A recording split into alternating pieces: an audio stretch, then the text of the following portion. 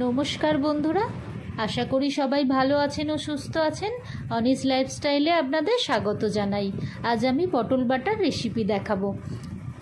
খোসা ছাড়িয়ে দানা ফেলে রাখা পটল নেব। মিক্সির বাটিতে পটল কুচি, কাঁচা লঙ্কা নিয়ে ভালো করে পেস্ট করে নেব। এবার ফ্রাই প্যানের মধ্যে সর্ষের তেল দেব, শুকনো লঙ্কা দেব, কালো জিরে দেব। একটু ভাজা ভাজা হলে রসুন বাটা দিয়ে দেব।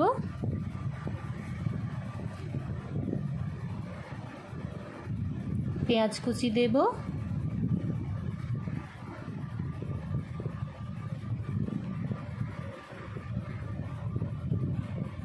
বেটে রাখা পটলটা দিয়ে দেব।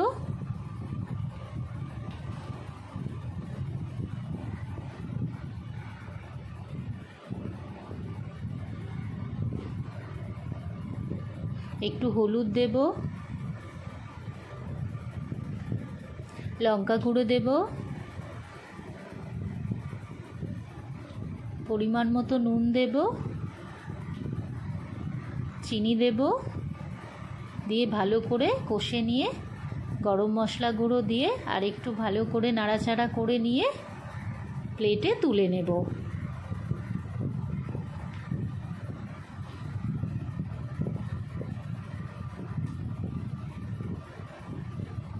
এটা একটু মিষ্টি মিষ্টি হবে।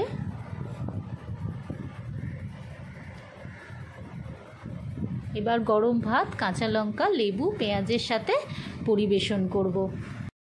দুপুরের খাবারটা জমে যাবে। ভিডিওটা ভালো লাগলে একটা লাইক ও সাবস্ক্রাইব করে দেবেন। সবাই ভালো থাকবেন।